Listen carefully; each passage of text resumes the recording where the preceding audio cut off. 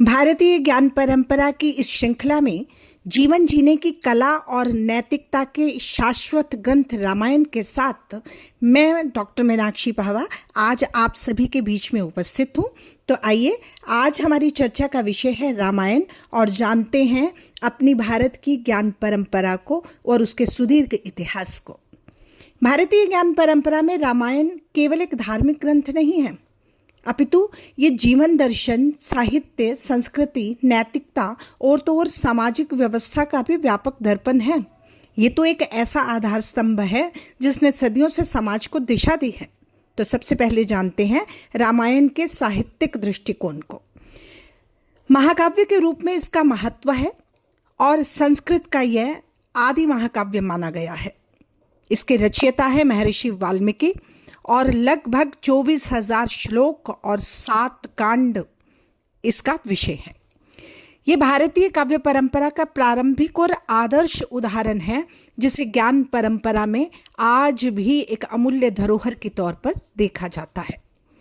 इसकी कथा राम के जीवन पर आधारित है, जिसमें राम का जन्म, वनवास, सीताहरण, युद्ध और राज्याभिषेक एक बहुत ही सुसंगठित कथानक है इसका, जिसमें आरंभ, मध्य और अंत पूर्णतः स्पष्ट है। कथा में नाटकीयता आवश्यकता है, रोचकता है और गति की सुंदरता है।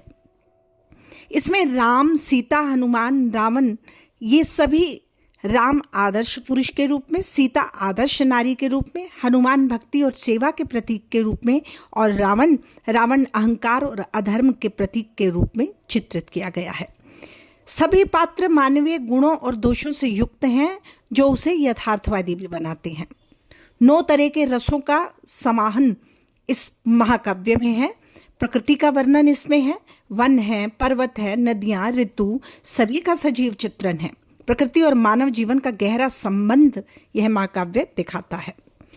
रामायण में नैतिकता और आदर्शवाद जीवन के उच्चतम मानदंडों के रूप में प्रतिष्ठित किया गया है और यही नैतिकता और आदर्शवाद को संभाले हुए यह महाकाव्य भारतीय ज्ञान परंपरा की अमूल्य धरोहर है।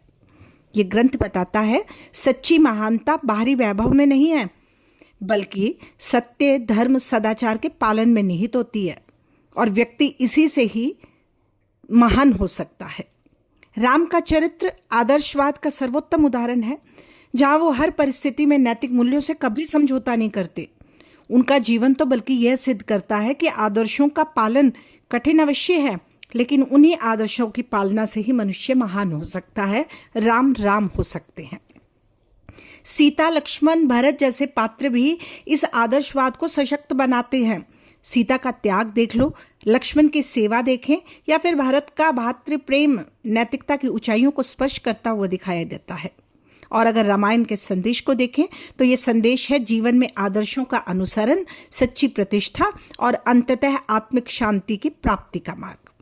बात सत्य, धर्म, कर्तव्य, त्याग, प्रेम, इन सभी मूल्यों को महत्व देने की है और ये रामायण आदर्श जीवन जीने की प्रेरणा देती थी और देती रही है इस ज्ञान परंपरा में। इस ज्ञान परंपरा में रामायण का एक सांस्कृतिक दृष्टिकोण भी है। रामायण भारतीय संस्कृति का एक बहुत ही सजीव दर्पण है, जिसमें जीवन के प्रत्येक आयाम है, धर्म भी है, आचार भी है, परंपरा भी है और सामाजिक संबंध भी है, पारिवारिक व्यवस्था भी है, गुरु शिष्य का संबंध भी है, अतिथि का सत्कार भी है और वचन पालन जैसी विशेषताएं भी हैं। राम, सीता, लक्ष्मण, भरत सभी चरित्रों के माध्यम से भारतीय जीवन मूल्यों में त्याग को, प्रेम को, कर्तव्य को, मर्यादा को बनाए रखने का संदेश है और प्रभावशाली ढंग से प्रस्तुत भी किया गया है। साथ ही कहीं यज्ञ हैं, विवाह, संस्कार, त्योहार सभी के सभी सामाजिक संरचना की पुष्टि करते हैं। और रामायण केवल एक कथा नहीं है, अपितु भारतीय संस्कृति की आत्मा है। रामायण में धर्म और कर्तव्य की भावना भी है, मानवीय जीवन के उच्चतम आदर्शों को आलोकित करती है। ये धर्म केवल आचार का बंधन नहीं है, अपितु आत्मा के आंतरिक पुकार हैं, जो मनुष्य को सत्य और न्याय के पथ पर अग्रसर करते हैं। राम का वन चले जाना केवल एक घटना नहीं है, अपितु कर्तव्य के प्रति उनकी अटूट निष्ठा है, उसका उदाहरण है, जहां व्यक्ति अपने व्यक्तिगत सुखों का त्याग करके पिता के वचन को सर्वोपरि मानता है। सीता के पतिव्रत धर्म को देखें तो ये पतिव्रत धर्म, और लक्ष्मण की भातृ सेवा को देखें तो ये भातृ सेवा इस भावना को और अधिक गूढ़ बनाने का काम करते हैं। और रामायण धर्म और कर्तव्य की भावना को देखते हुए यही संदेश देती है कि सच्चा धर्म वही है जिसमें कर्तव्य का पालन हो, क्योंकि अपने कर्तव्य की पालना ही धर्म है जो धारण करने लायक हो। निस्वार्थ भाव से अपने कर्तव्य का पालन करना सिखाती है। मार्ग चाहे कितना भी कठिन क्यों ना हो, लेकिन सिखाती सिर्फ कर्तव्य ही है। फिर है रामायण में आदर्श सामाजिक व्यवस्था। तो आइए देखते हैं वो आदर्श सामाजिक व्यवस्था का प्रारूप क्या है और भारतीय ज्ञान परंपरा ने इस आदर्श सामाजिक व्यवस्था के किस प्रारूप को अपने अंदर सुरक्षित रखा हुआ है। तो बात करते हैं इस पर।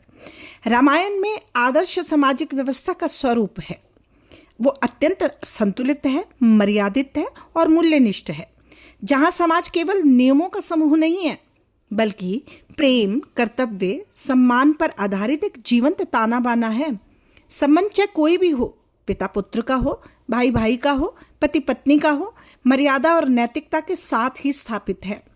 राम और भरत के मध्य त्याग है, दशरथ और राम के मध्य कर्तव्य निष्ठा है, राम और सीता के मध्य परस्पर विश्वास और समर्पण है। यही भारतीय पुरातन व्यवस्था की गहराई को भी दर्शाते हैं।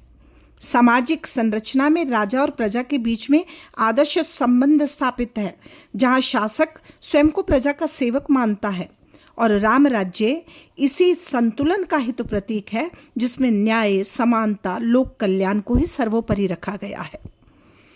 अब बात करते हैं रामायण में त्योहार और परंपरा पर।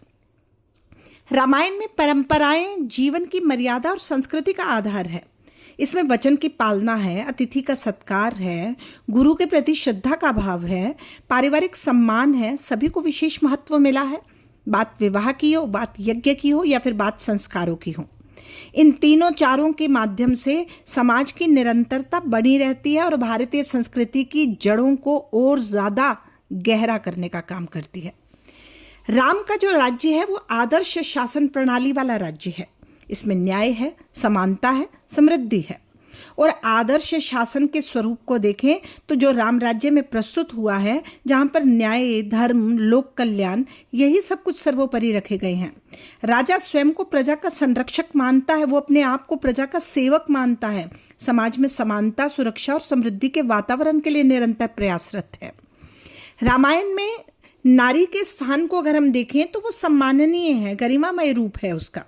सीता के चरित्र में त्याग है, पतिव्रता है, वो धैर्य और आत्मसम्मान का अद्भुत समन्वय है वो चरित्र। एक आदर्श पत्नी ही नहीं है सीता, अपितु नैतिक शक्ति है, आंतरिक दृढ़ता है मनुष्यता की। और कौशल्या, कैकेयी, शूर्पणखा, ये सारे पात्र विविध रूपों में महत्वाकांक्षा और ममता और स्वाभाविक भावनाओं, इन तमाम चीज़ों को उजागर करने वाले हैं। तो सीता का चरित्र नारी की गरिमा, त्याग और सहनशीलता को दिखाने वाला है।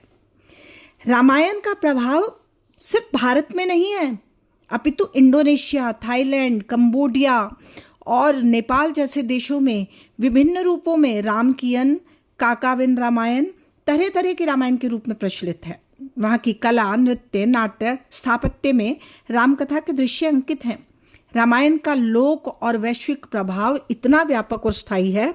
भारतीय जनजीवन में यह केवल एक ग्रंथ नहीं है, अपितु आस्था, परंपरा और लोक संस्कृति का अभिन्न हिस्सा है। गांव गांव में होने वाली रामलीलाएं, लोकगीत, कथाएं, पर्व, त्योहार सब इसके जीवंत उदाहरण हैं, जो जनमानस को नैतिकता और धर्म की तरफ प्रेरित करते हैं। यही भारतीय ज्ञान परंपरा की और उस परंपरा में निहित इस धरोहर की सर्वश्रेष्ठ उपलब्धियां हैं, जिससे पूरा विश्व प्रभावित है। रामायण में नैतिक शिक्षा है, जीवन दर्शन बहुत ही गहन और प्रेरणादायी रूप में सामने आया है। मनुष्य को सत्य, धर्म, प्रेम, त्याग, संयम के मार्ग पर चलने की यह ग्रंथ प्रेरणा देता है और यही भारतीय ज्ञान परंपरा की अमूल्य धरोहर है। राम का चरित्र तो दिखता है, हमें सीख देता है, वो दिखता भी है और वो सीख भी देता है। क्या कि विपरीत परिस्थितियों में भी मर्यादा और कर्तव्य का पालन ही मनुष्य का सच्चा धर्म होना चाहिए। सहनशीलता और भाई की सेवा भावना, जीवन में समर्पण और निष्ठा का आदर्श प्रस्तुत करनी चाहिए। रामायण का जीवन दर्शन ये स्पष्ट करता है कि मनुष्य को अपने स्वार्थ से ऊपर उठकर समाज और परिवार के हित में भी कार्य करना चाहिए। एक सीख मिलती है कि सच्चा सुख केवल भौतिक संपत्ति में नहीं है, बल्कि नैतिकता में है, संतोष में है, सदाचार में है। हमें अपने जीवन को संतुलित बनाना है, मर्यादित बनाना है, सार्थक बनाना है। रामायण का जीवन दर्शन यही स्पष्ट करता है कि मनुष्य को अपने स्वार्थ से ऊपर उठकर समाज और परिवार के हितार्थ सोचना चाहिए। रामायण जीवन में सत्य, प्रेम, त्याग, संघर्ष का संदेश देती है, व्यक्ति को सही और गलत के बीच का अंतर समझाती है। यही भारतीय ज्ञान परंपरा की सर्वश्रेष्ठ उपलब्धि है। तो निष्कर्षतः मैं यही कहना चाहूँगी कि रामायण भारतीय ज्ञान परंपरा का साहित्यिक और सांस्कृतिक आधार स्तंभ है। साहित्यिक दृष्टि से उत्कृष्ट महाकाव्य है और सांस्कृतिक दृष्टि से यह भारतीय जीवन शैली का मार्गदर्शक भी है। धन्यवाद।